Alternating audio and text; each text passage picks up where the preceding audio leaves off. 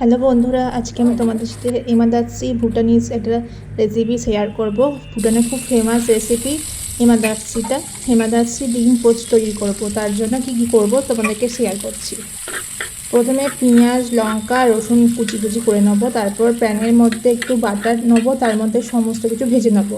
একটু নুন দেবো আর হাফ কাপের মতন জল দিয়ে দেবো, ফুটিয়ে নেবো। তারপরে দুটো চিজের কিউব দিয়ে দেবো, দিয়ে খানিকক্ষণ ফুটিয়ে নেবো, নুন দেবো। তারপর একটা ডিম ফাটিয়ে দেবো, দিয়ে পোস্ট তৈরি করব। তারপর তার মাঝখানে আমি ম্যাগিটাকে সেদ্ধ করে নিয়েছি, দিয়ে সমস্ত উপকরণ ঢাকা দিয়ে কিছুক্ষণের জন্য ফুটিয়ে নেবো। যখন গাঢ় গাঢ় হয়ে যাবে তখন সেদ্ধ ম্যাগিটা একটা প্যানের মধ্যে তুলে নেবো, তার ওপরে ডিম পোস্টটা দেবো, তারপর ওপরে হোয়াইট সসের মতন ওই গ্রেভিটা দিয়ে দেবো, দিয়ে তার ওপরে আমি ম্যাগি মশলাটা দিয়ে দেবো। খেতে খুব সুন্দর হয়, তোমরা অবশ্যই ট্রাই করে দেখো। আর কেমন লাগছে অবশ্যই জানিও। এই ডিশটার নাম হচ্ছে ভাইরাল এমাদার্সি ভুটানি রেসিপি, ভুটানের ফেমাস রেসিপি।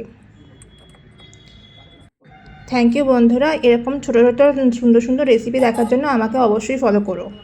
কেমন লাগছে অবশ্যই জানিও। ভালো থেকো, টাটা।